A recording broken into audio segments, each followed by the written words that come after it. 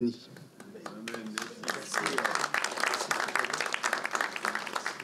Fred. Voilà, on va laisser la place à nos invités. Avant, j'avais envie qu'on proclame ce texte de Genèse. Ce matin, en priant à côté, je l'ai reçu.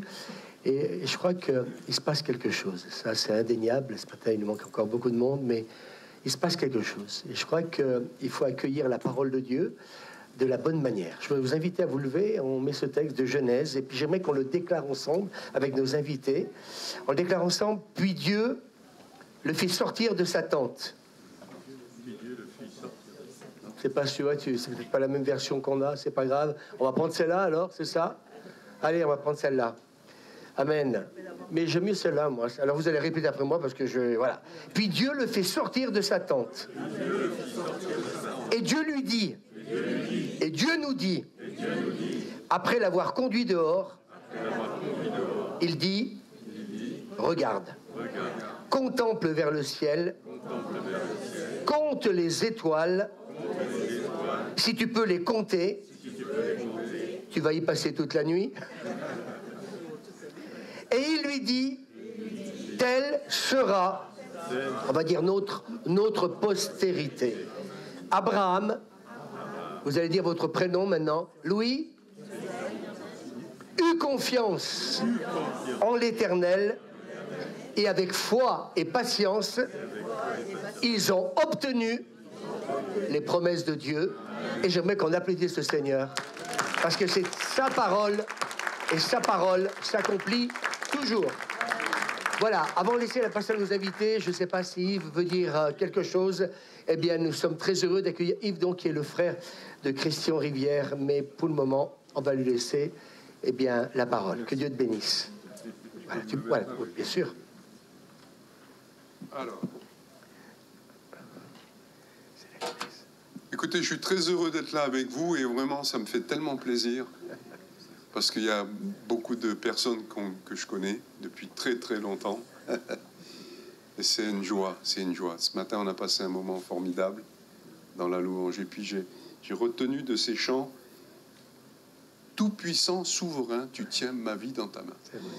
C'est tellement quelque chose de fort. Dieu nous tient dans sa main, quelles que soient les circonstances. Et un autre chant, on a dit, qu'importe les circonstances, qu'importe ce que je vis. Voilà. Et effectivement, qu'importe ce que nous vivons, Dieu est là avec nous.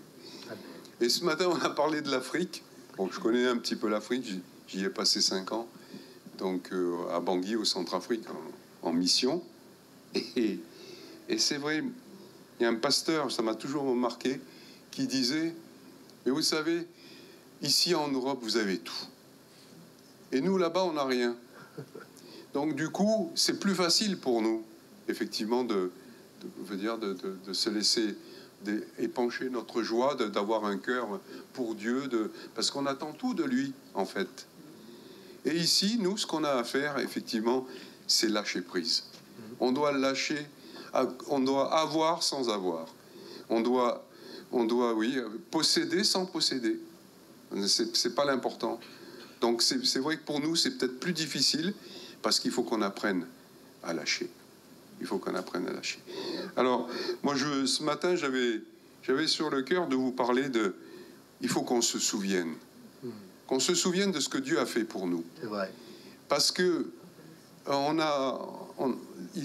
crois que c'est dans l'Ancien Testament, il y a plus de 80... Il y a entre 70 et 80 fois, ça dépend des versions, où il est parlé, souviens-toi, souviens-toi. Et on doit se souvenir. Et Jésus lui-même a dit, quand il a le dernier repas, il a dit, faites ceci en mémoire de moi. Prenez ce pain et ce vin et faites ceci en mémoire de moi. Donc, la mémoire, c'est quelque chose d'important. On doit se rappeler ce que Dieu nous a fait. On doit se rappeler d'où il nous a tirés. Parce que ce matin, le premier miracle, pour moi, dans mon cœur, mon premier miracle, c'est que je sois là, que vous soyez là. C'est ça le premier miracle de Dieu. Et c'est vraiment quelque chose pour lequel, quand on ne regarderait pas en arrière pour ça, on se dit, on veut aller de l'avant avec notre Seigneur. Parce qu'il nous a tirés, c'est comme je crois que c'est dans le livre des Psaumes où il est dit, il a tendu sa main d'en haut, il m'a tiré des grandes eaux. Il nous a tiré des grandes eaux. Alors, ce matin, vraiment, c'est ce que j'ai sur le cœur, qu'on puisse se souvenir de ce que Dieu a fait de marquant dans nos vies. Amen. Même si c'est vieux, même si ça date un peu, mais quand on retombe dans la difficulté, quand on retombe, parce que forcément, on va revenir sur la difficulté. Moi, quand on est avec mon épouse, quand on est parti en mission au Centrafrique, on a tout lâché et on a reçu ce verset où Jésus dit, celui qui quittera son père, sa mère, ses frères, ses sœurs, sa maison, il retrouvera au centuple. Mais il y a la fin du verset aussi, et des tribulations. Donc des tribulations, on va en connaître. On ne peut pas dire aux gens qui viennent, ça va être du billard, ça va rouler pour vous. Non, on ne peut pas leur dire ça, mais on peut leur dire, il y a l'espérance, il y a la foi, il y a notre Dieu qui ne change pas. Il est le même hier, aujourd'hui, éternellement. Et moi, je me souviens, je vais vous donner un petit témoignage, quand j'étais en mission en Afrique, on était envoyé par l'église du Chandelier. Bon, maintenant, c'est l'église des 400 couverts, maintenant, c'est l'église du Chandelier.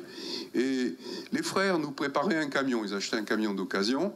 Ils mettaient des affaires, ils mettaient des médicaments, ils mettaient des vêtements, ils mettaient des vélos, ils mettaient toutes sortes de choses, des machines, tout ce qui était nécessaire là-bas, parce qu'ils ont, c'est vrai, pas grand-chose. Et nous, notre but, c'était de pouvoir redistribuer aux frères et sœurs qui étaient là-bas sur place tout ce qui était mis de côté. Et puis ce camion, il partait de Belgique, il était envoyé par bateau, il allait jusqu'à Douala, et nous, il fallait qu'on aille, parce que l'Afrique, le Centrafrique, c'est, comme son nom l'indique, il est au centre. Donc il faut faire des kilomètres pour toucher les côtes. Donc on devait, pour aller à Douala, je crois que c'est à peu près 1400 kilomètres. Et je ne vous raconte pas les pistes. Je vous raconte pas les pistes. C'est pas des routes, c'est des trous. Voilà. Vous avez, c'est un ensemble de trous, les uns à côté des autres. Et du coup, lorsqu'on a reçu, ils nous ont dit le camion est arrivé par le bateau, on a été obligé d'aller à Douala on a fait le voyage pour pouvoir dédouaner ce fameux camion. Et là, ça nous a pris, ça a été un cauchemar pour dédouaner, parce qu'il fallait de l'argent, il fallait payer, il y avait toutes sortes de choses, d'obstacles qui étaient là. Et puis on est tombé sur une église, vraiment une église évangélique, très bien, un frère qui nous a accueillis, il nous voyait tourner en rond dans le port, puis il nous a dit non mais il a discuté avec nous, on lui a dit vous savez nous on est chrétiens, voilà on vient de Bangui, on est là à la mission de Bangui, les églises apostoliques, tout ça. Il nous a dit oui, ben nous aussi on est fait partie d'une église évangélique. On est allé, ils nous ont bien accueillis, et heureusement qu'ils étaient là, parce que ça a duré plusieurs jours, presque une semaine pour pouvoir dédouaner ce camion. Donc ils nous ont accueillis, mais il y a l'envers du décor, c'est que moi je suis tombé très malade, j'ai dû manger quelque chose. Vous savez, nos estomacs ne sont pas habitués à toutes les nourritures. Bon, ben, pourtant on dit merci Seigneur, on rend grâce, mais donc moi je suis tombé très malade. Et au retour, en passant la frontière, en plus la cerise sur le gâteau, on peut dire c'était pas une bonne cerise. Le douanier nous a dit ouvrez les portes et déchargez le camion, il faut qu'on voie ce qu'il y a dedans. Et moi j'étais malade, j'avais de la fièvre, j'étais vraiment pas bien. Et du coup, bon, le Seigneur nous a fait grâce, on a déchargé quelques colis, et par la grâce de Dieu, il nous a dit, bon, allez, ça va, remballez tout. Donc on a pu quand même ne pas tout décharger le camion, parce que là, ça aurait été une horreur. Et puis on s'est arrêté un peu plus loin, chez des frères et sœurs de la mission de la coopération. Je ne sais pas, peut-être si ça vous dit quelque chose. Donc on a été là, ils nous ont accueillis, et puis moi, ils ont essayé de me soigner comme ils ont pu. Et puis j'étais vraiment dans un je veux dire, j'avais plus comment expliquer? Oui, pas un coma, mais vraiment, j'étais tellement fatigué, j'avais plus de 40 de fièvre, et du coup, je réalisais pas tellement ce qui se passait. Et puis il y a un frère qui est venu. Alors je dis un frère. Pour moi, c'est un ange. Vous savez qu'on est des anges. On peut être des anges de Dieu les uns pour les autres. On peut être des anges de Dieu. Et là, ce frère, il est venu, il a prié pour moi. Et le lendemain, parce que pour vous dire, j'étais tellement malade, j'urinais du sang. Donc là, c'était vraiment grave. Tant et si bien qu'on a envoyé je ne sais pas comment ils ont fait, ils ont envoyé un message à mon épouse pour leur dire tu sais Yves, ton mari, il a failli mourir. Voilà. Donc c'était vraiment grave. Ce frère, il est venu, il a prié, et j'ai été rétabli, enfin, je me suis relevé. C'est vraiment un miracle de Dieu. Et puis, tout ça pour dire que ce frère, pour moi, il a été... Je ne l'ai pas revu après. Je ne sais pas, il a disparu, je ne sais pas. Et du coup, dans mon fond intérieur, je me disais, ce frère, c'est un ange. Un ange. Dieu m'a envoyé un ange. Et on peut être des anges de Dieu parce qu'on est quand même l'habitation du Saint-Esprit. L'esprit. Les anges, ce sont, la parole de Dieu nous dit, les anges sont des esprits qui sont au service de Dieu pour exercer un ministère auprès de ceux qui doivent hériter du salut. Et c'est nous. Donc voilà, je crois qu'on peut être... La dernière fois où je suis venu dans cette église, c'est le pasteur Louis qui prêchait, et il a dit une chose, et il a un très beau message, et il a parlé, il a dit, vous savez combien de fois il y a les uns les autres dans le Nouveau Testament, tu te rappelles? Il a dit, et c'est 58 fois, moi j'ai retenu le chiffre, plus de 58 fois, je crois que c'est. Voilà, les uns les autres. C'est vraiment tellement important, parce qu'on peut être, si on est en bonne santé, moi je vous le dis, il ne faut pas oublier les frères et sœurs qui sont dans la peine, qui sont dans la maladie, qui sont dans les difficultés. C'est vrai. Il faut, c'est vraiment, c'est ça l'amour de Dieu, c'est ça. Aimez-vous les uns les autres. L'aimez-vous les uns les autres de Jésus, c'est ça. C'est prendre soin les uns des autres, par la prière, par le téléphone, passer un coup de fil, se manifester d'une manière ou d'une autre, les uns envers les autres, parce que nous sommes tous des enfants de Dieu, nous sommes tous des frères et sœurs, nous sommes tous des membres du corps de Christ, et ça fait de nous quelque chose de très fort. Donc voilà, c'est ce témoignage que je voulais vous laisser sur votre cœur. Et je bénis le Seigneur. Je dis, Seigneur, sois loué, sois adoré, notre Dieu. Tu es tout puissant. Et on veut regarder, se rappeler dans les difficultés. Moi, c'est ce que j'avais à cœur de partager avec vous. C'est que lorsqu'on est dans les difficultés, regarde ce que Dieu a fait dans le passé. N'oublie pas ce que Dieu a fait dans le passé. N'oublie pas d'où Dieu t'a tiré. Et moi, quand je suis malade aujourd'hui, je repense à ce qui s'est passé il y a bientôt 30 ans en arrière, quand j'étais en mission en Afrique, que Dieu m'a tiré. Il m'a retiré des grandes eaux. Il a étendu sa main. Il m'a guéri. Voilà. Soyez bénis. Merci. Soyez bénis, mes bien-aimés. Ah, merci. Ça fait plaisir de voir cette assemblée. Vraiment. Merci. Soyez bénis, mes frères. Merci beaucoup. Voilà. On va laisser la place à Christian. Mais avant de laisser la place, il y a quelques... L'ordination a eu lieu quand je me souviens plus, le 1er juin, c'est ça.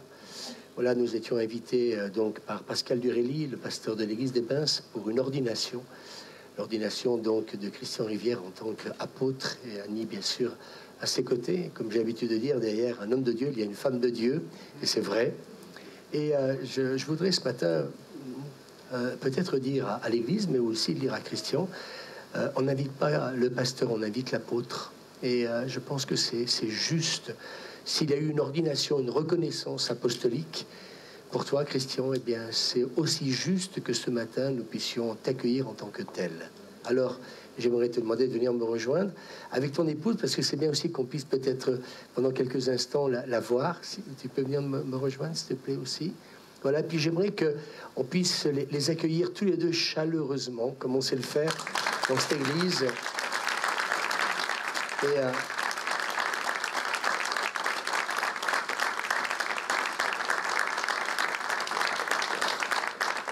leur dire merci du fond du cœur d'avoir pris cette matinée pour venir eh bien, dans cette église. Et puis moi, j'aimerais dire à Christian ce matin, totale liberté.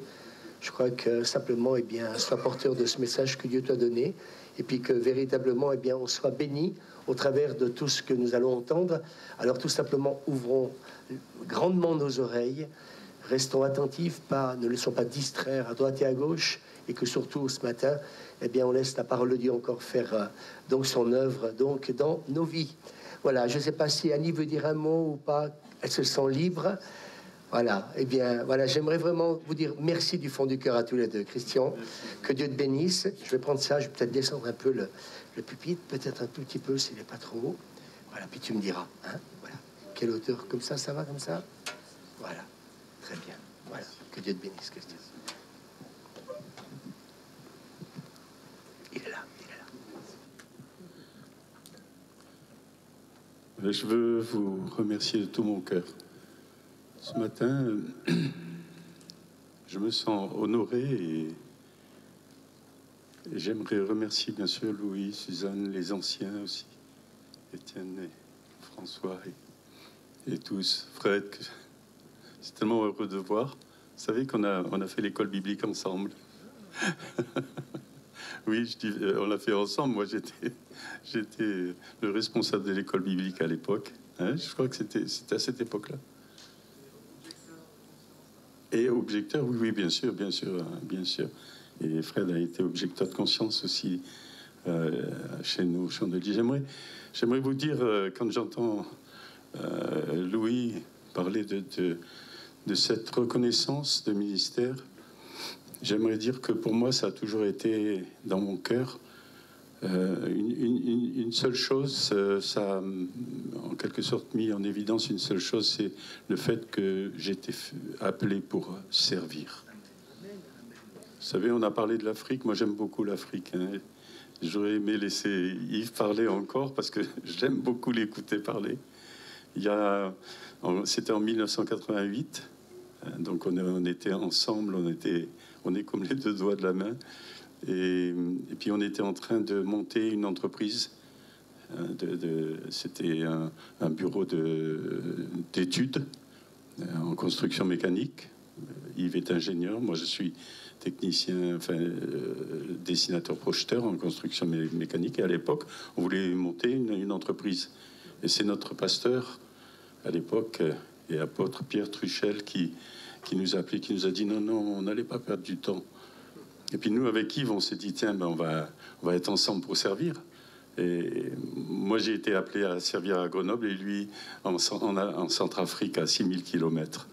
Alors c'était un petit peu difficile au début, mais ça a toujours été quelque chose de formidable de pouvoir être ensemble pour servir le Seigneur. Et pour pouvoir aussi s'entraider. Nous, on a chargé les camions, Yves les a pris pour les amener à Bangui. Et il y aurait j'allais dire, des épopées succulentes à raconter, mais on n'a pas le temps ce matin. Moi, j'aimerais vous partager ce que le Seigneur a mis sur mon cœur. Déjà, comme je l'ai dit, vous remercier, puis vous communiquer aussi les salutations de l'église des Bains, hein, le pasteur Pascal Durelli, son épouse, et puis les anciens, voilà, pour vous dire que nous sommes ensemble et sommes heureux d'être dans la communion fraternelle, les uns au service des autres aussi. Et donc ce matin, je suis reconnaissant et je remercie vraiment non seulement le Seigneur, mais nos bien-aimés pour cette occasion de partager la parole de Dieu. Alors, je vais vous dire, c'est pour nous, partager la parole, c'est toujours quelque chose, j'allais dire, comment je vais pouvoir dire ça, qui relève d'un accouchement. Je ne sais pas si les pasteurs peuvent le dire, mais vous savez, j'aurais pu prendre des tas de messages que j'ai dans mon ordinateur et que j'ai donné moi-même. Hein. C'est pas que j'ai pris des autres, non, mais je me suis dit, non, Seigneur, qu'est-ce que tu veux dire ce matin à ton peuple, à tes enfants? Qu'est-ce que tu veux nous dire? Parce que souvent, vous allez voir, j'emploie le nous. Nous, parce que je suis avec vous.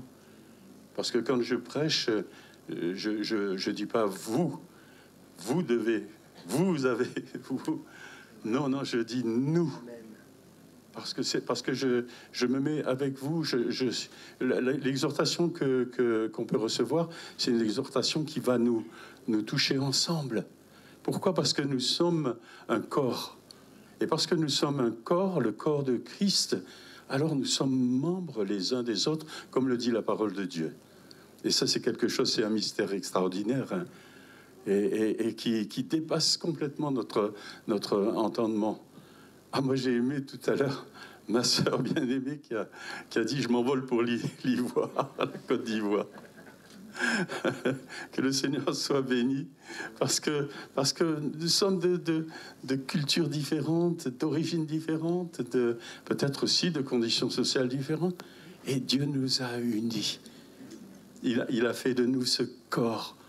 Il nous a fait la grâce d'être ces membres du corps de Christ. Mais quel honneur on peut recevoir plus grand que celui-ci, bien-aimé. Alors, j'aimerais ce matin vous parler de trois choses. J'ai pas vu l'heure. Ah oui. Oui, de trois choses importantes, parce que vous avez vu comme moi, et vous suivez les événements qui se passent dans le monde. Vous regardez aussi les journaux télévisés, et vous lisez certainement toutes les nouvelles qui nous viennent, et notamment du Moyen-Orient. Vous savez, le Moyen-Orient, Israël, c'est une pendule qui nous indique l'heure. Et vous savez, ça nous interpelle de plus en plus. Je ne sais pas pour vous, mais moi, ça m'interpelle de plus en plus. Aujourd'hui, comme jamais, je ressens dans mon cœur, je ne sais pas si vous avez vécu ça, mais ressentir dans mon cœur, lorsqu'on touche à Israël, je le ressens, j'allais dire, comme s'il y avait quelque chose qui nous liait, et en réalité, c'est ce qui se passe. Alors ça n'enlève pas le fait que pour Israël a besoin de reconnaître Jésus comme son Seigneur et comme son Sauveur. Ça, il faut pas se faire d'illusions là-dessus. On peut pas dire non, les Juifs sont tous sauvés. Non, c'est pas ce que dit la parole de Dieu. Et il y a des pasteurs messianiques qui sont clairs là-dessus parce qu'ils connaissent les Écritures, hein, et qu'ils, par rapport à ça, qui savent que, eh bien, pour aussi ceux qui ne connaissent pas encore Jésus, ils auront à un moment donné cette occasion de reconnaître, comme il est écrit, celui qu'ils ont percé. Et ça, c'est la réalité. Et c'est ce qui va nous unir avec eux, mais j'allais dire déjà parce que nous sommes dans l'esprit de ce que Dieu est en train de faire et qu'il fait en Israël. Alors à ce moment-là, nous sommes dans une relation spirituelle. Et je ne sais pas comment expliquer ces choses-là, mais quand on a une relation profonde avec quelqu'un, à un moment donné, lorsqu'il lui arrive quelque chose, on ressent sans pouvoir l'expliquer. Hein? Ça me fait penser à un événement où j'étais tombé, j'étais en montagne avec un groupe de jeunes parce qu'on faisait une colonie, et puis à un moment donné j'ai perdu l'équilibre, je suis tombé sur le dos, et gloire à Dieu, j'avais un sac à dos qui m'a empêché de m'écraser sur les rochers, et je sais que Annie était au camp, elle travaillait, elle était à la cuisine, et elle était engagée aussi dans le fonctionnement de la colonie. Et là, eh bien, elle a ressenti quelque chose sans pouvoir l'expliquer. Hein. Elle me l'avait dit après. Elle ne savait pas ce qui s'était passé, elle. Mais parce que ça c'est cette relation. Et je crois que pour nous, corps de Christ, hein, j'allais dire, quand un membre est atteint, c'est ce que dit l'apôtre Paul dans ce chapitre 12 de l'Épître aux Corinthiens, lorsqu'un membre est atteint et touché, les autres le sentent aussi. Et ça c'est cette réalité du corps. Et je pense qu'il faut qu'on soit conscient de ce que Dieu est en train de faire et d'accomplir, parce que ça va être conforme à la prophétie. Et j'aime dire ça, que quand je dis la prophétie, c'est la parole prophétique. Et la parole prophétique, c'est la parole de Dieu. C'est ce que Dieu a dit, c'est ce qui est annoncé, que ce soit à travers des prophètes, Ézéchiel, Daniel, dans l'apôtre Jean, dans le livre de l'Apocalypse. Vous savez, c'est important de savoir que tout ce qui a été consigné là va se passer. Certains événements sont en train de s'accomplir maintenant. Et j'aime, là, je suis en relation avec un pasteur messianique qui envoie des informations, parce que si vous voulez des informations, enfin, je ne veux pas mettre en doute les médias de chez nous, de France, et je ne sais pas comment ça se passe en Europe, mais en tout cas, on n'a pas beaucoup d'informations. Mais ce pasteur-là, lui, donne les événements qui se passent et en même temps appelle à considérer ce que la parole de Dieu a déclaré. Et ce qui est là où nous en sommes sur, j'allais dire, le déroulement des événements jusqu'au retour du Seigneur lorsqu'il viendra chercher son Église. C'est vous et c'est moi. Amen. Alors, j'aimerais dire... Oh, c'est parti. Je crois que c'est important de considérer la prophétie. Et comme il est écrit, hein, cette prophétie qui est consignée dans la parole de Dieu, une parole prophétique, c'est dans 2 Pierre, chapitre 1, verset 19, et l'apôtre Pierre dit « Nous tenons pour d'autant plus certaine la parole prophétique à laquelle vous faites bien de prêter attention comme à une lampe qui brille dans un lieu obscur jusqu'à ce que le jour vienne apparaître et que l'étoile du matin se lève dans vos cœurs. » On a l'impression... Et c'est dit un petit peu plus loin dans ce passage que les choses se passent selon la volonté des hommes et particulièrement de ceux qui exercent un gouvernement sur d'autres. Mais en réalité, c'est Dieu qui dirige les pas de l'homme. On est en train de, nous, quand on regarde les choses de façon extérieure et sur le plan humain, eh ben oui, on est face dans des conflits, à des rapports de force, et puis on dit tiens, c'est lui qui va gagner avec tout ce qu'il est en train de faire.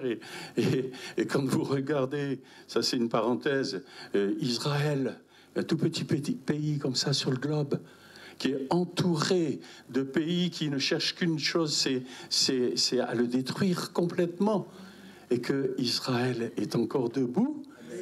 Mais ça, c'est l'action puissante de Dieu. Et avec tout ce qui est envoyé pour le détruire, Israël est encore là. Et bien aimé, c'est important. On va dire oui, il y a les hommes, la volonté des hommes, il y a ce qu'ils veulent imposer, parce qu'ils veulent gouverner, parce qu'on veut dominer les uns sur les autres. Ça, c'est le monde. Et Jésus l'a relevé à un moment donné.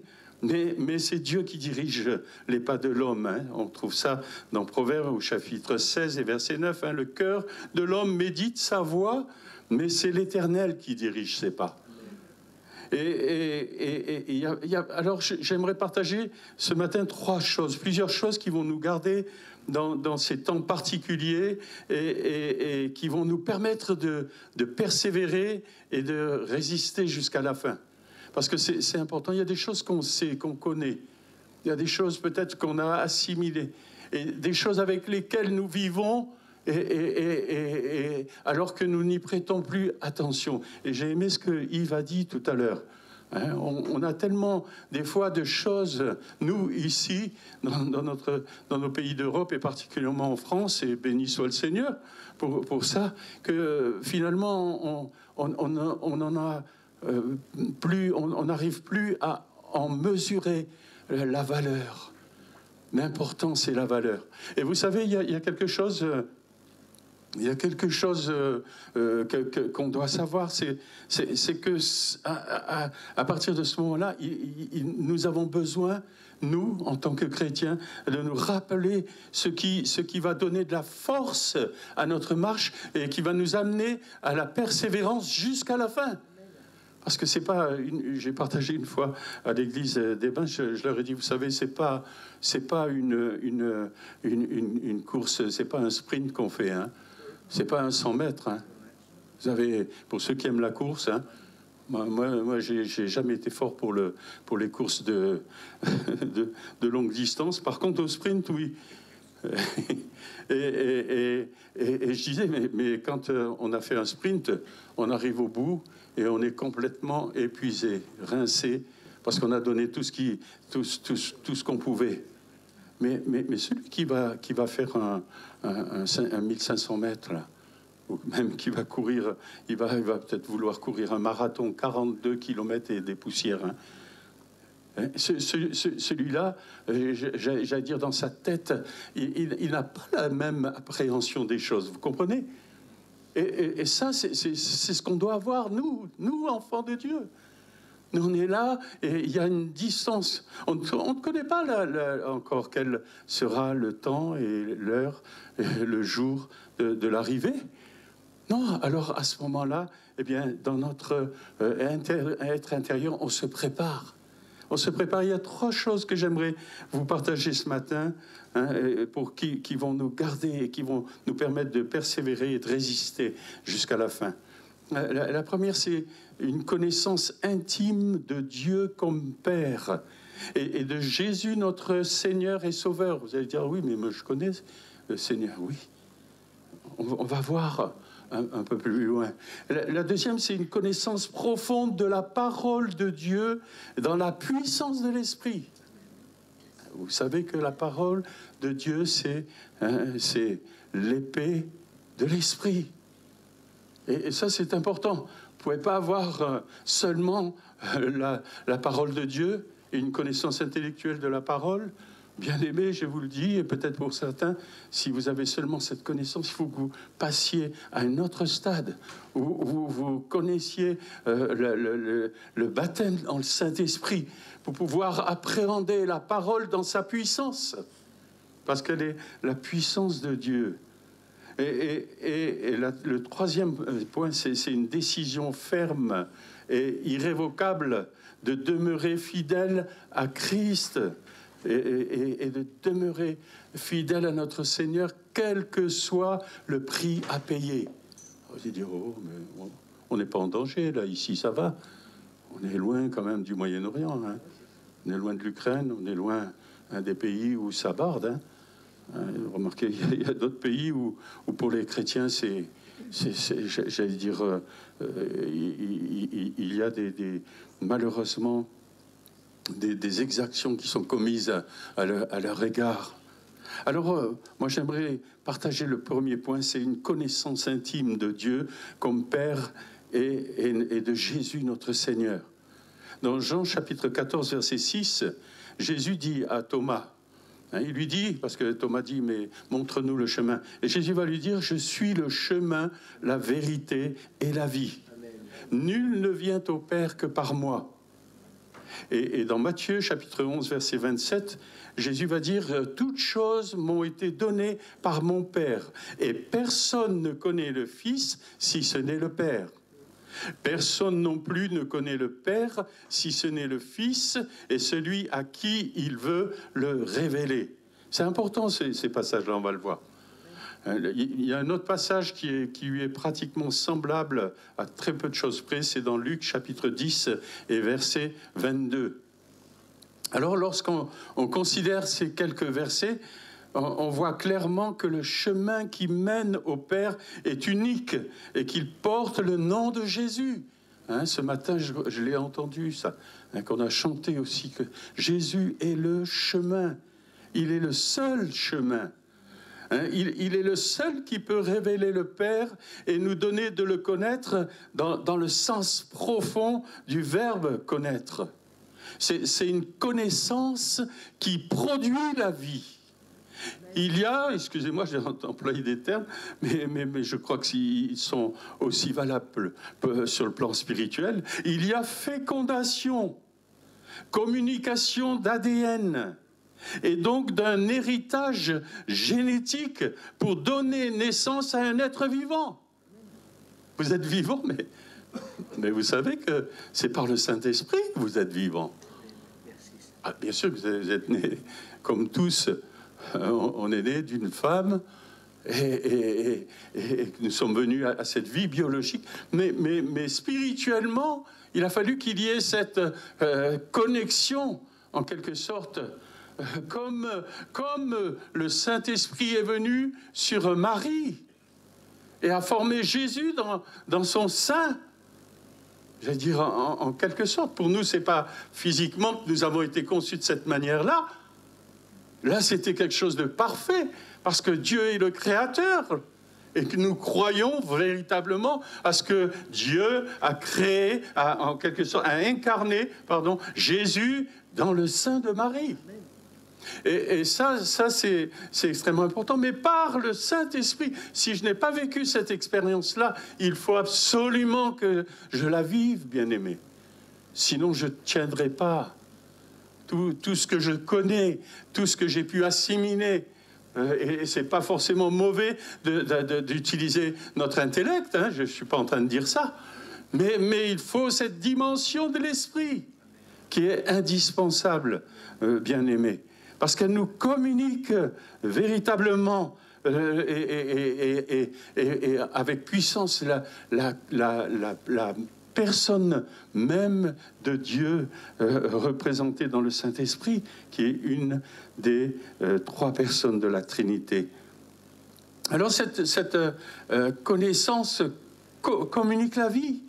Hein, et dans le livre de la Genèse, notamment, le verbe « connaître » est utilisé dans son sens de procréation par un acte sexuel. Dans Genèse chapitre 4, verset 1, hein, vous connaissez ces passages, il y en a d'autres, bien sûr. Hein, Adam connut Ève, sa femme, elle conçut et enfanta Caïn, et elle dit « J'ai formé un homme avec l'aide de l'Éternel ». Donc il y a cette, j'allais dire, ce sens-là qui est important pour nous aussi en tant qu'enfants de Dieu, hein, nés de nouveau par l'Esprit de Dieu. Pour ce qui est de connaître Dieu en tant que Père, la relation est spirituelle. Elle s'opère par le Saint-Esprit. La croissance à partir de la fécondation, j'ai mis entre guillemets, elle se fait par le Saint-Esprit et qui prend de ce qui est à Jésus et donc de ce qui est au Père, hein, c'est ce qui est écrit dans Jean chapitre 16, verset 14, Jésus l'explique, hein, et elle prend de ce qui est donc à Jésus et elle nous le communique dans une dynamique qui produit la vie. Parce que je peux entendre des choses. Je prends un exemple tout simple, je peux entendre ce que Jésus dit sur le pardon, par exemple.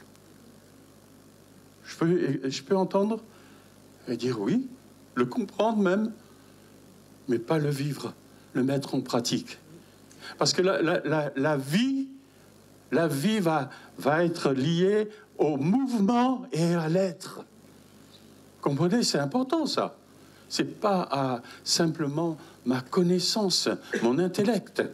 Parce que ça c'est extrêmement important. Donc, il nous faut à ce moment-là qu'il y ait cette communication de vie. Donc, la connaissance du Père, elle est spirituelle. Et la croissance aussi est spirituelle. Et on le voit, l'apôtre Paul, lui, va mettre l'emphase sur cet aspect du développement jusqu'à la maturité du chrétien, de celui qui est né de nouveau et qui est appelé à la ressemblance de Christ.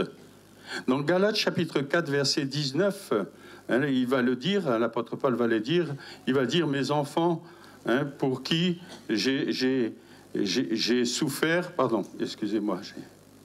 Hein, mes enfants, pour qui j'éprouve de nouveau les douleurs de l'enfantement jusqu'à ce que Christ soit formé en vous. Une connaissance intellectuelle seule du Père et de Jésus, en sondant les Écritures, hein, nous fait rester dans le domaine de l'âme. Et vous savez, l'âme, elle sait très bien s'exprimer au travers de nos émotions. Hein, ainsi, je peux produire, je vais le dire parce que nous le voyons, pour ceux qui n'ont pas vécu, j'allais dire, cette nouvelle naissance et le baptême dans l'esprit, le baptême dans la puissance de l'esprit. Hein, l'âme va s'exprimer, elle va être capable d'actes religieux, et d'actes religieux même de grande qualité, de messages même, hein, musique, chant, mais qui n'atteindront pas le trône de Dieu. C'est extrêmement important parce que on doit en être conscient, bien-aimé.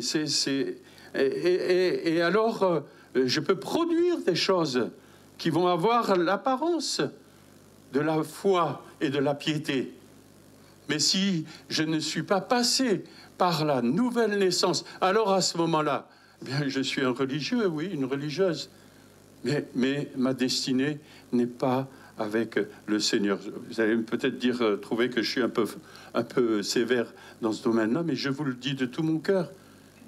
Et je crois que c'est pour ceux qui n'ont pas fait cette expérience, c'est là le temps, le moment de chercher la face de Dieu, parce qu'il dit, demandez et vous recevrez.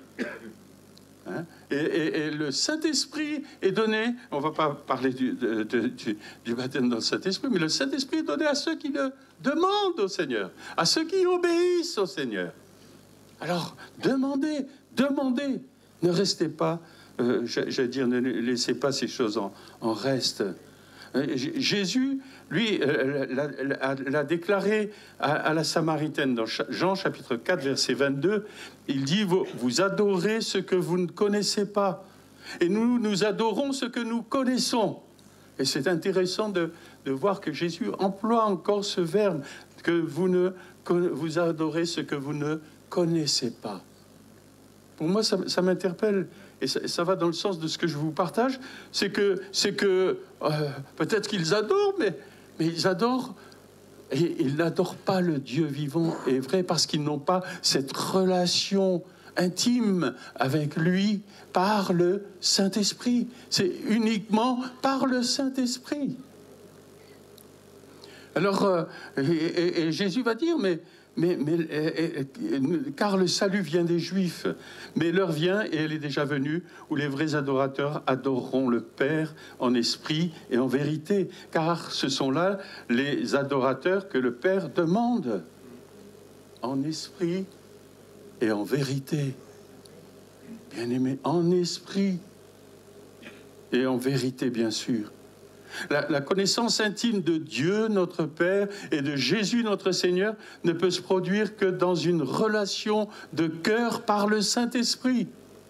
Il nous faut prendre du temps où nous pouvons entendre Dieu nous parler, nous communiquer ses directives et accomplir les œuvres qu'il a préparées d'avance afin que nous les pratiquions. C'est l'apôtre Paul qui le dit dans Éphésiens chapitre 2 et verset 10, « Car nous sommes son ouvrage, ayant été créés en Jésus-Christ pour de bonnes œuvres que Dieu a préparées d'avance afin que nous les pratiquions. » Alors nous pouvons, par l'Esprit, de tout notre cœur, lui exprimer notre louange et notre adoration personnelle.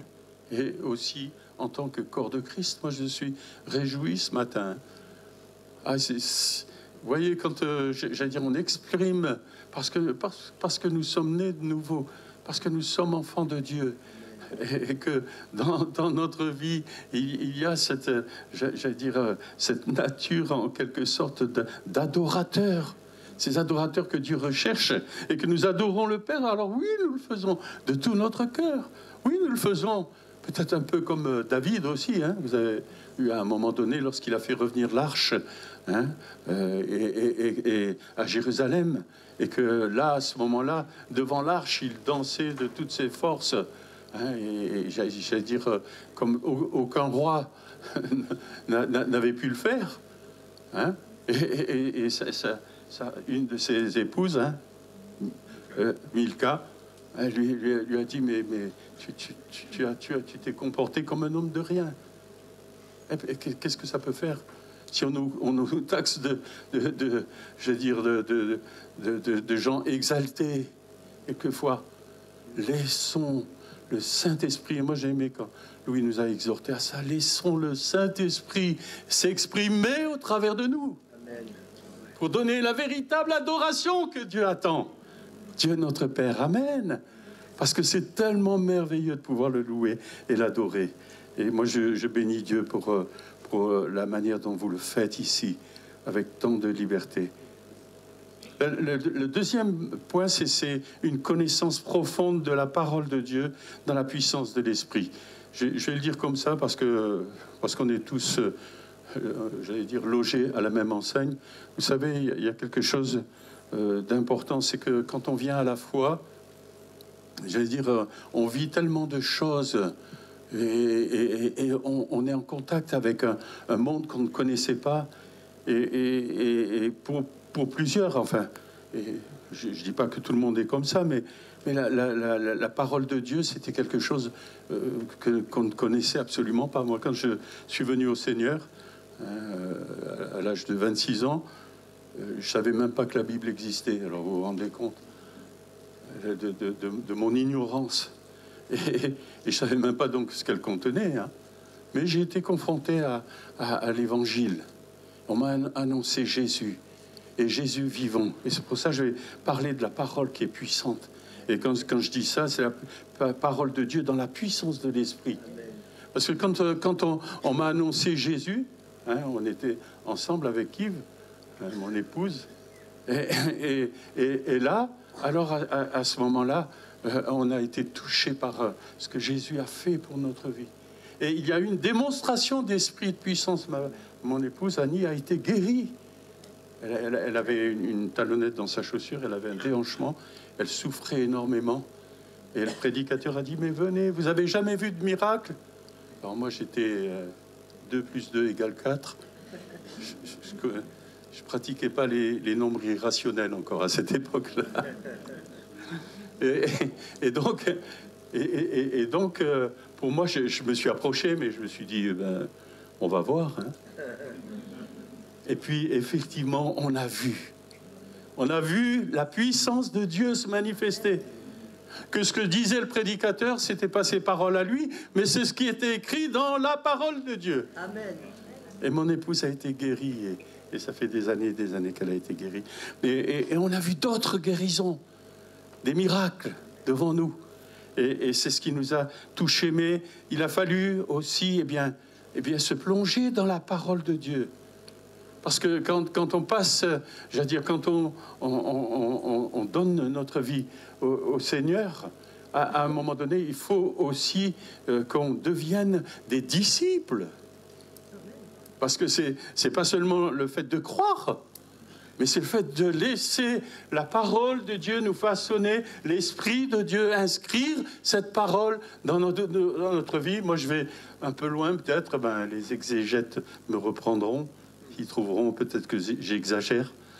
Alors, mais pour moi, personnellement, je dis que nous devenons cette parole incarnée. Ah, j'ai dit quelque chose de méchant. Vous pouvez me reprendre, je me laisserai faire. Hein. Oui. Parce qu'à ce moment-là, nous vivons la parole. Nous la proclamons pas seulement parce qu'il faut la proclamer, mais nous la vivons, la parole. Et nous la voyons devenir vivante en nous.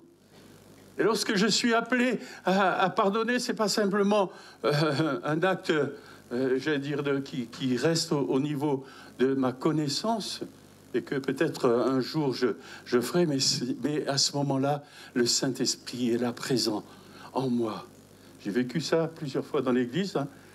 Je n'ai pas le temps de m'étendre sur ces choses, mais plusieurs fois, ça m'est arrivé de demander pardon à des sœurs que j'avais en quelque sorte attristées. Non pas que j'avais dit des choses fausses, je les avais dit justes, mais vous savez, on peut assommer quelqu'un avec une Bible, hein. Ouais, surtout si elle est les grosses Bibles. Donc, j'aimerais dire, bien aimé, c'est important. Donc, moi, ça m'est arrivé. Et c'est autre chose que de dire, oui, bon, oui, je sais ce qu'il faut faire. Non, c'est pas que tu saches ce qu'il faut faire. C'est qu'il faut que tu fasses ce que tu sais que tu dois faire. Vous comprenez? Ça, c'est autre chose. Et oui, bien aimé, c'est important. C'est cette parole qu'on met en pratique. Hein, c'est cette épée, elle est cette épée à double tranchant, hein, que le Saint-Esprit va pouvoir utiliser à tout moment. Hein, et si tu es rempli de la parole, à des moments précis, tu vas prononcer des choses, elles vont se produire. Et je sais que vous vivez ces choses-là ici. Et c'est important de les entretenir. Parce qu'à ce moment-là, c'est plus simplement parce que je crois, mais c'est parce que le Saint-Esprit en moi libère cette parole qui s'accomplit. Et alors je vois réellement Dieu agir dans sa puissance. Oh, ça, c'est quelque chose de magnifique, hein, de merveilleux. Et c'est à notre portée. Et c'est ce que nous devons entretenir. Moi, j'ai soif de ces choses-là. Je vous le dis franchement. Oui, j'en ai vécu certaines, mais je veux plus. Je veux plus avec mon Seigneur. Et d'autant plus que les temps qui viennent sont des temps qui laissent les ténèbres avancer, bien-aimés. Alors, ça ne sera pas seulement dans des temps mis à part pour le Seigneur et dans notre culte personnel même, hein, mais à chaque instant de notre vie, dans toute situation, afin de donner et de parler, d'agir selon la pensée du Seigneur et d'honorer ainsi Christ qui vit en nous. Amen. Par la parole de Dieu. Ce matin, le pasteur Louis nous disait que vous aimez la parole ici. Et gloire à Dieu, gloire à Dieu. Hein, vous savez, c'est le psaume, dans le psaume 119. Vous avez essayé déjà de lire complètement. C'est un très beau psaume, très très beau psaume. Vous savez, il y a des livres qui me faisaient peur quand je suis venu au Seigneur. Et les livres qui me faisaient peur, c'était le livre de Job. Non? Vous n'avez pas eu peur, vous? Moi, j'ai eu peur. Et aujourd'hui, c'est le livre que je préfère de la parole de Dieu. C'est un livre magnifique. Pas seulement de ce que Job a vécu, on n'a pas le temps d'en parler, mais de ce que Dieu se révèle dans ce livre. Et c'est un livre magnifique, bien-aimé. Et le psaume 119 aussi, hein, quand vous le commencez, puis que vous regardez le nombre de versets, vous dites, bon, il faut que je m'assoie et puis que je prenne du temps. Hein. Mais il y a des choses magnifiques. Et là, on voit que c'est l'exemple qu'on a, c'est l'exemple de quelqu'un qui est amoureux de la parole et qui ne s'en lasse pas. Hein, au contraire, elle est pour lui ce ray de lumière qui le guide et qui le préserve de mauvais choix. Hein. Au verset 11, il dit « Je serre ta parole dans mon cœur. Je serre ta parole dans mon cœur afin de ne pas pécher contre toi. » Et au verset 105, vous connaissez parfaitement ce verset « Ta parole est une lampe à mes pieds et une lumière sur mon sentier. » Alors moi, je pose la question, je me la pose à moi aussi. Est-ce que notre cœur brûle toujours comme au temps où nous avons découvert la parole de Dieu? Et lorsque nous la lisons et nous la méditons, vous savez, elle est un puits si profond. Ah, c'est magnifique. Moi, le passage que j'aime beaucoup, c'est le passage où les deux disciples qui sont sur le chemin d'Emmaüs, hein, il y en a un qui s'appelle Cléopas, hein, je crois. Et sur ce chemin d'Emmaüs, ils sont en train de parler, ils voient les événements qui se passent. Oh là là, t'as vu comment ça s'est terminé pour Jésus. Tu vois, et puis qui était tout triste, et Jésus vient. Moi, j'aime ça parce que Jésus vient. Parce que peut-être dans les moments de tristesse, dans les moments difficiles que tu traverses, il y a deux choses que tu dois réaliser. C'est que Jésus est dans ta barque, même s'il dort. Hein? Quand les disciples ont dit, ben, Jésus dort. Oui, oui. Mais il était dans la barque. Et c'est pas n'importe qui était dans la barque. C'était le Créateur. Celui qui domine sur tous les éléments. Celui qui domine sur la création. Et il était là. Et il est là pour nous, pour toi, pour moi. Et puis, je crois que c'est important qu'on puisse réaliser ces choses-là. Et dans les difficultés, comme ces deux disciples sur le chemin d'Emmaüs qui étaient là, qui se racontaient les malheurs qui étaient en train de se dérouler sur cette terre d'Israël. Et puis Jésus vient. Ah, moi, j'aime ça.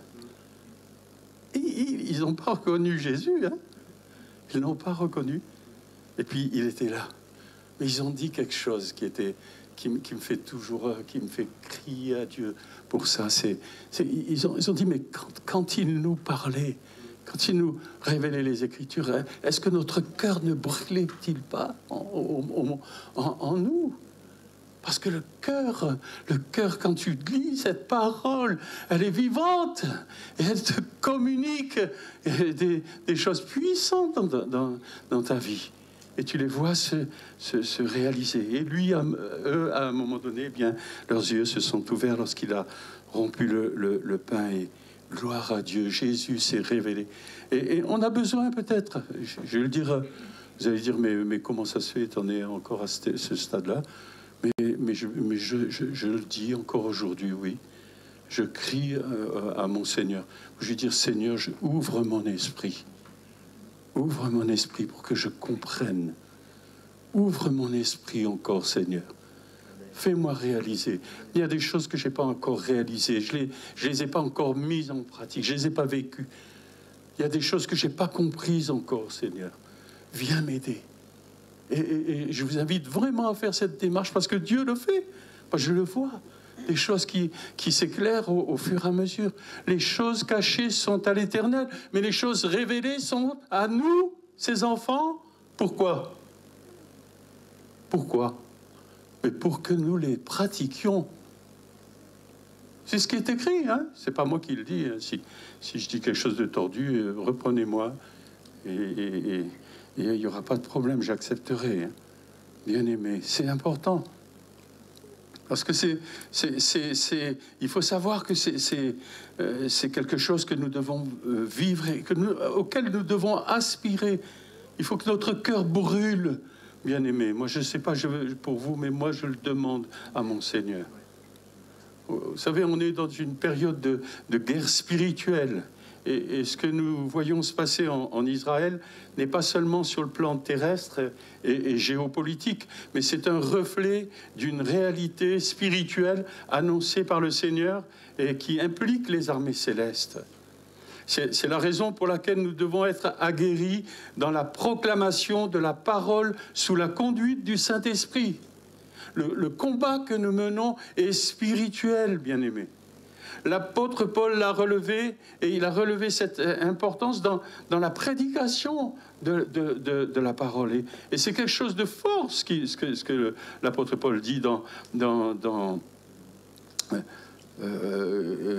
la première épître aux Corinthiens, chapitre 2, et verset 2, pardon.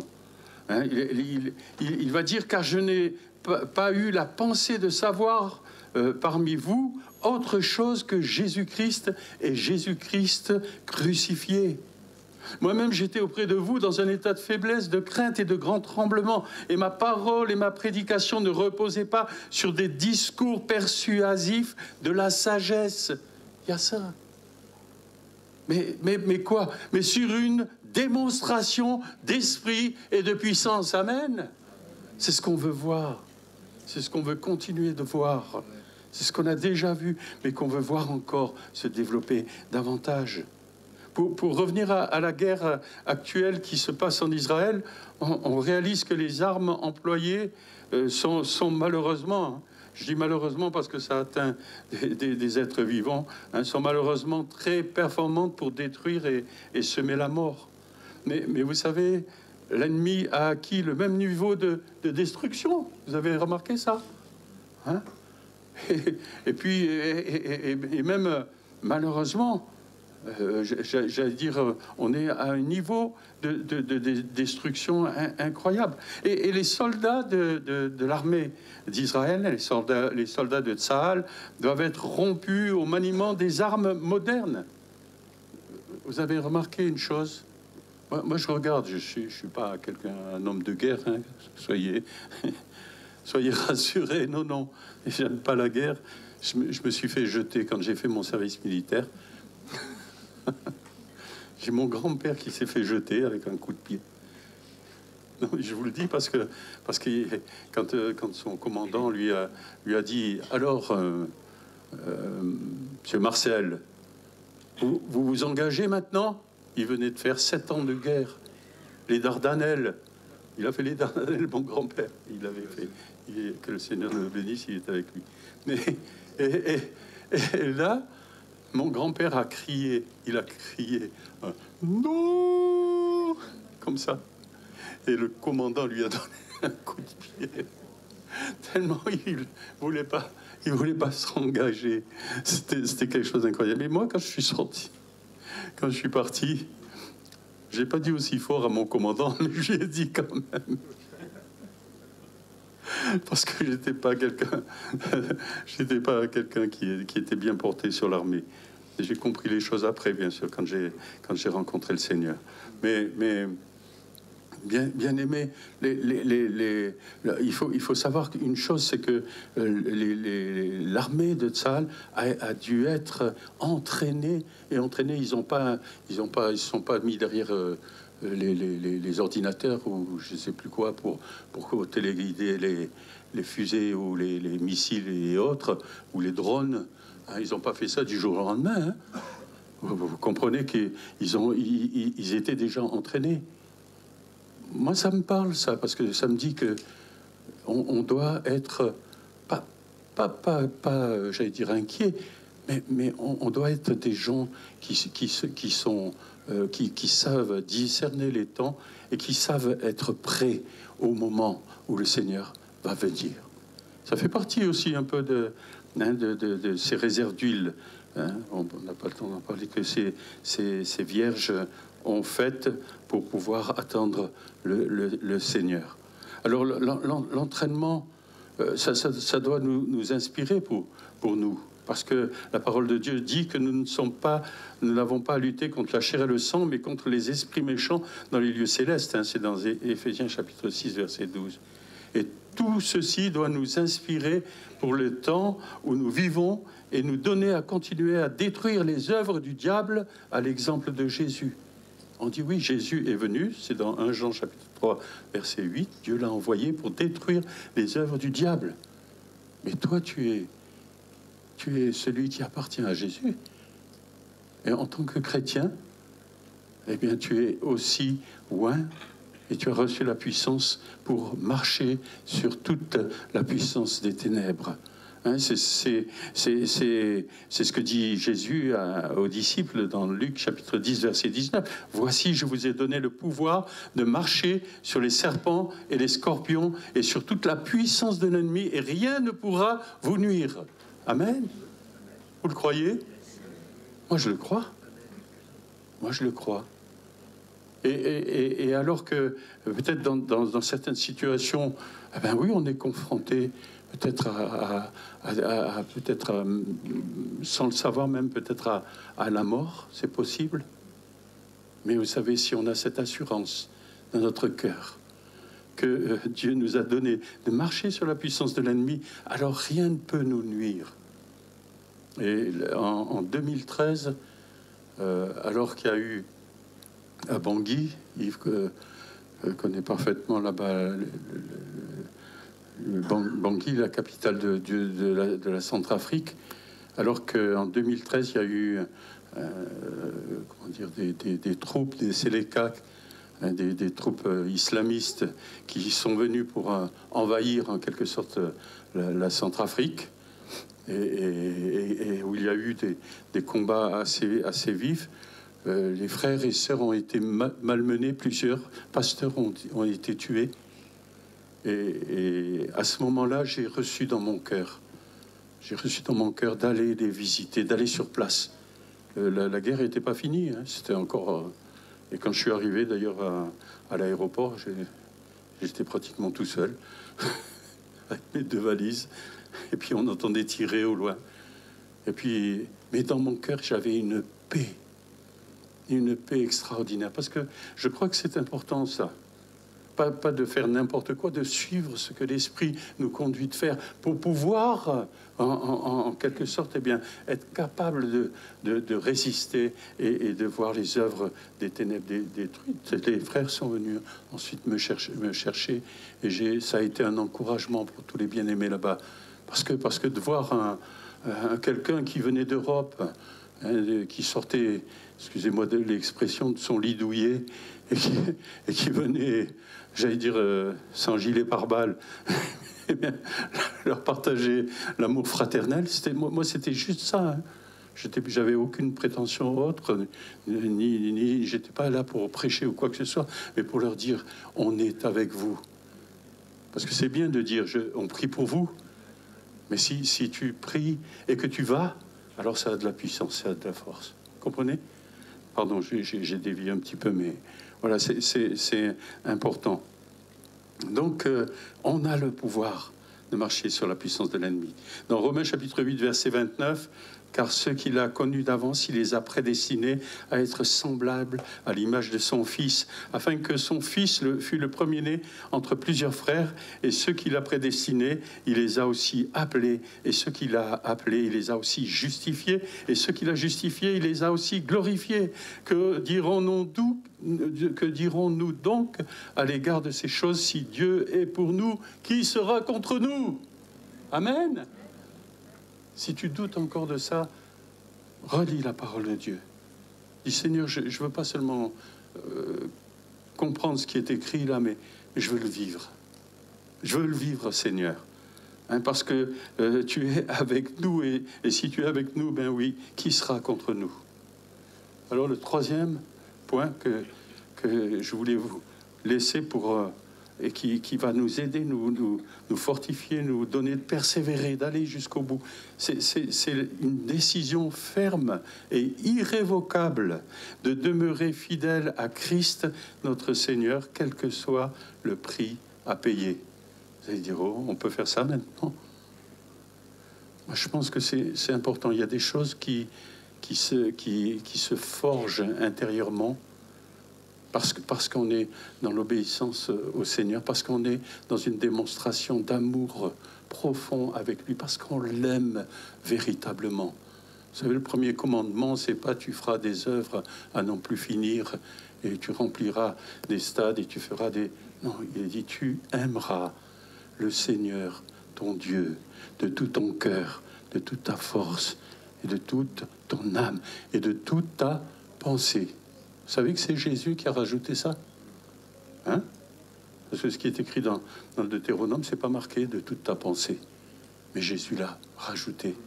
Pourquoi? Parce que lui, il a fait la différence entre ce qu'on dit et ce que les érudits connaissaient, et puis ce qui se passait dans les pensées. Hein? Parce que souvent, il y a un décalage, hein, non? Vous le savez, hein? On est fait comme ça.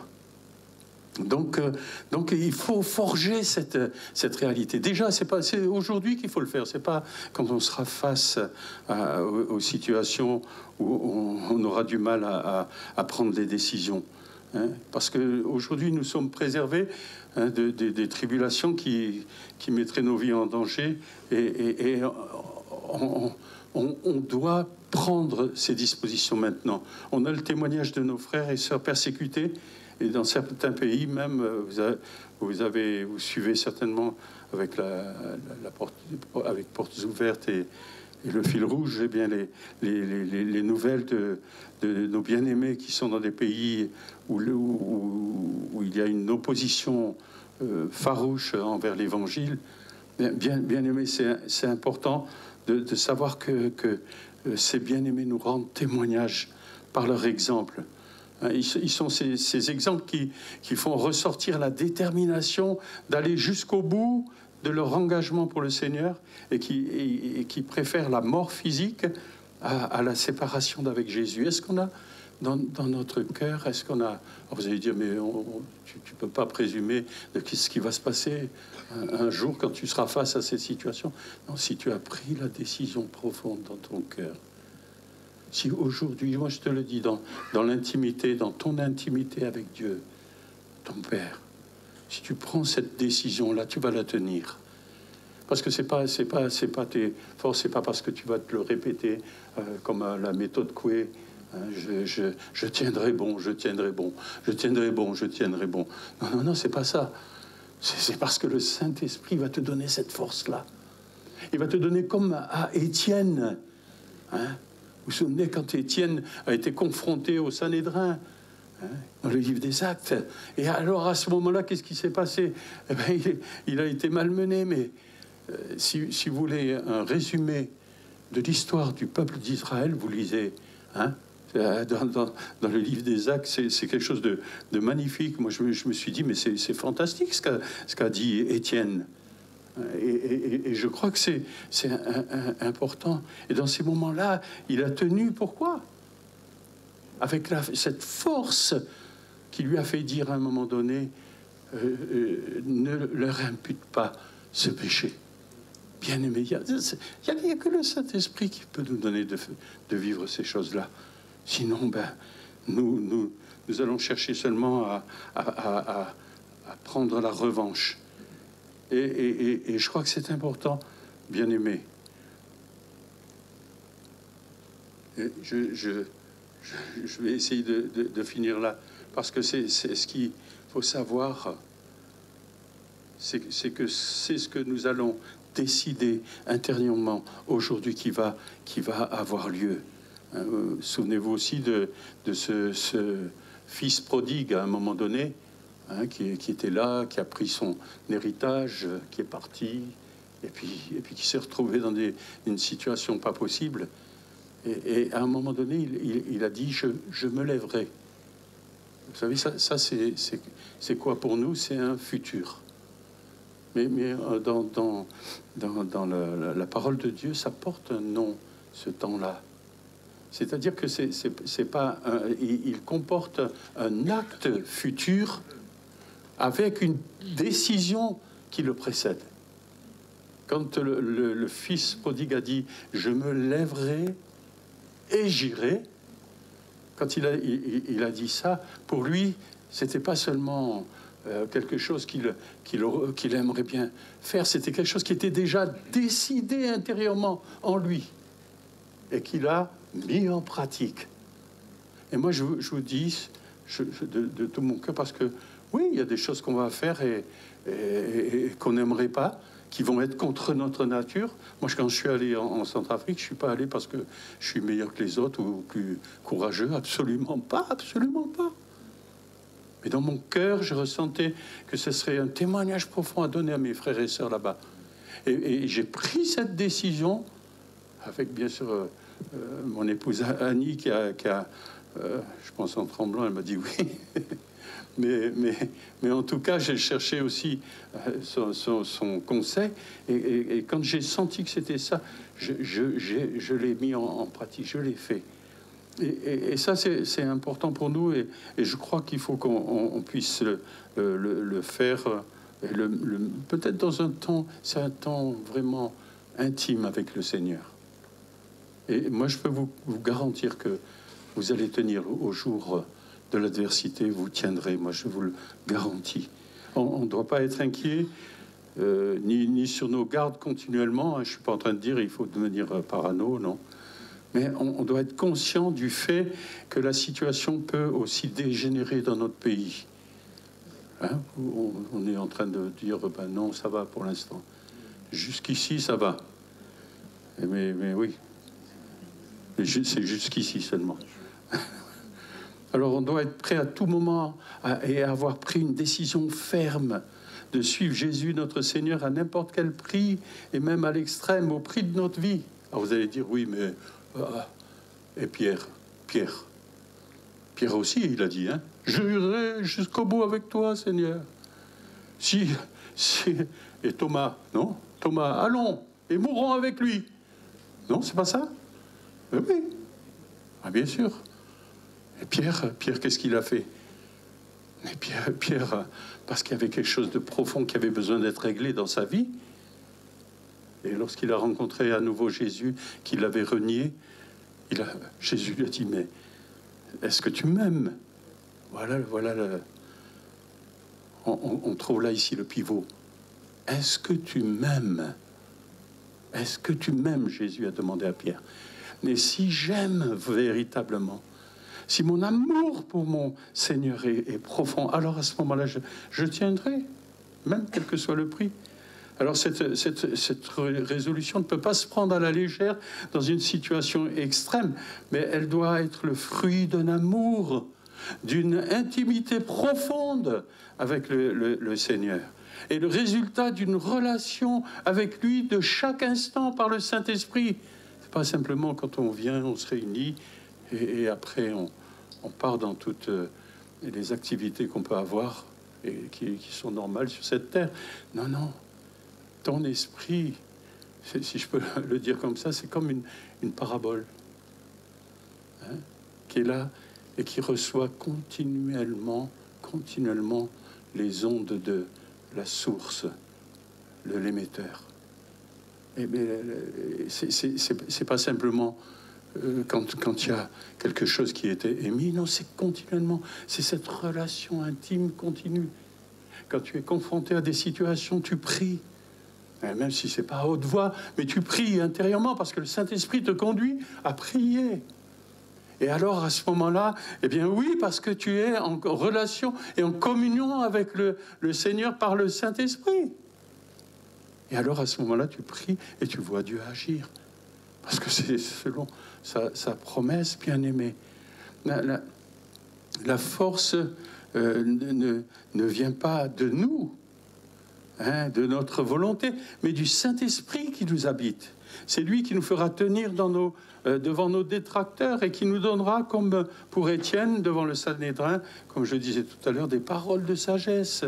Hein, vous pourrez lire ce passage extraordinaire de Actes, chapitre 6, verset 8, et jusqu'au chapitre 7, verset 59. Mais Jésus nous l'a dit aussi, dans Matthieu, chapitre 10, verset 17, « Mettez-vous en garde contre les hommes, car ils vous livreront aux tribunaux, et ils vous battront de verges dans leurs synagogues. Vous serez menés à cause de moi devant les gouverneurs et devant les rois pour servir de témoignage à eux et aux païens. » Alors on dit oui, ça s'adresse à Israël. Non, mais pas seulement. Mais quand on vous livrera, ne vous inquiétez ni de la manière dont vous parlerez, ni de ce que vous direz. Et ce que vous aurez à dire vous sera donné à l'heure même. Car ce n'est pas vous qui parlerez, c'est l'Esprit de votre Père qui parlera en vous. Alors quelle est notre part à nous? Mais notre part à nous, c'est la foi. C'est avec quelle foi je saisis ces paroles et je crois ce que Jésus a dit. Et on ne va pas, j'allais dire, s'inquiéter outre mesure et j'allais dire, avant l'heure même, si on peut dire ça comme ça. Bien aimé, c'est important parce que le Seigneur nous a dit quelque chose qui est fort aussi, que je vais laisser sur votre cœur, c'est dans Jean chapitre 14, verset 27. « Je vous laisse la paix. » Amen. « Je vous laisse la paix, je vous donne ma paix. Je ne vous donne pas comme le monde donne. Que votre cœur ne se trouble point et ne s'alarme point. » Amen. Vous êtes d'accord avec ça ce matin? Je vous ai pas fait peur, non? Mais moi, je l'ai reçu comme un avertissement parce que nous ne savons pas de quoi demain sera fait, bien-aimés. Et pour ceux qui n'ont pas fait la démarche d'accepter Jésus, de vivre une relation véritable avec lui, moi je dirais il est temps de le faire maintenant. Il est temps de le faire maintenant, bien-aimés. Parce que demain ne nous appartient pas. Nous ne savons pas qu'est-ce qui sera demain pour nous. Est-ce que, excusez-moi de le dire comme ça, mais est-ce que le compteur pour nous va s'arrêter? Parce que lui, il est déjà marqué dans le livre de vie. Tous nos jours sont inscrits déjà, vous le savez. Donc c'est pas pour vous faire peur. Mais c'est pour vous dire, soyons prêts. Soyons prêts. Alors, on sait qu'on va être de toute façon à l'encontre du monde, de ses valeurs, jusqu'à la fin de nos jours. Et on doit se préparer sans délai et surtout à des confrontations qui seront plus sévères. Vous savez très bien ce qui se passe aussi et comment l'éthique chrétienne est combattue dans notre pays même. Dans Marc chapitre 13, verset 13, Jésus dit « Vous serez haïs de tous à cause de mon nom. Mais celui qui persévérera jusqu'à la fin sera sauvé. » Alors, on doit veiller à notre relation avec Dieu, notre Père, avec Jésus, notre Seigneur. Et on doit veiller à ce que le Saint-Esprit nous parle et nous inspire dans des moments d'intimité avec notre Père. C'est important. Prenons du temps pour être à l'écoute du Seigneur. Je vous le dis à vous, mais à moi aussi. Prenons du temps pour être à l'écoute du Seigneur, parce qu'il veut nous parler par son esprit qui nous habite. Et moi, je crois que c'est important. C'est dans ces moments d'intimité qu'il va nous communiquer les choses qu'il veut nous révéler. On doit rester connecté à ce qui fait l'actualité du monde. Dans le monde, et rester sensible à ce que nos frères subissent dans le monde. Mais il faut résister, comme le suggère l'apôtre Pierre. Dans 1 Pierre chapitre 5 et verset 8, il dira « Soyez sobres, veillez. Votre adversaire, le diable, rôde comme un lion rugissant. » Et on sait très bien comment il agit. Et on sait très bien le démasquer derrière ce qui est fait et qu'on attribue souvent aux hommes. Et il cherche à dévorer. Hein, il rôde comme un lion rugissant, cherchant qui il dévorera. Résistez-lui avec une foi ferme. Résistez-lui avec une foi ferme, sachant que les mêmes souffrances sont imposées à vos frères dans le monde. Alors, moi, je dirais aussi, et je terminerai par là, parce que je crois que c'est extrêmement important, tenons-nous informés de ce qui se passe en Israël. Moi, je vous le dis de tout mon cœur. J'aime Israël, c'est vrai.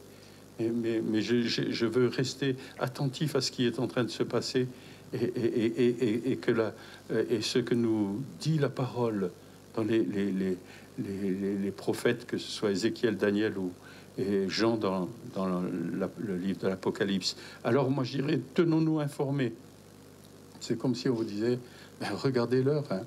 Et prions pour que Jésus révèle le Père à une multitude au Moyen-Orient. Vous savez, il y a beaucoup en Israël, et même dans la bande de Gaza, des Palestiniens qui rencontrent le Seigneur. Et en Israël aussi, des soldats qui font des expériences extraordinaires avec Jésus. Et parmi les soldats de Tsahal, il y a des chrétiens. Et nous, on connaît des frères qui connaissent le Seigneur et qui prient pour que eh bien, comme l'apôtre Paul l'a dit à un moment donné, il a dit je voudrais être anathème pour mon peuple. Anathème séparé de Dieu pour mon peuple. Parce qu'il avait cet amour-là, parce qu'il désirait vraiment qu'ils connaissent Jésus, qu'ils avaient rejeté. Mais bien aimé, un jour, ça va venir. Mais pour nous, tenons-nous prêts. Tenons-nous prêts. Parce que nous ne savons pas ce qui va arriver demain. Soyons prêts dans nos cœurs. Soyons prêts. Fortifions-nous. Gardons courage, bien-aimés. C'est important. Que Dieu vous bénisse abondamment. Amen. Amen. Merci, Christian. Merci, Christian.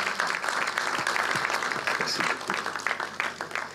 Amen. Voilà, nous avons été bénis. Alors que tu parlais, Christian, je pensais à ce texte du Deutéronome. Gardez justement tout ce que tu nous as apporté. Les commandements que je donne aujourd'hui seront dans ton cœur. Tu les répéteras à tes enfants.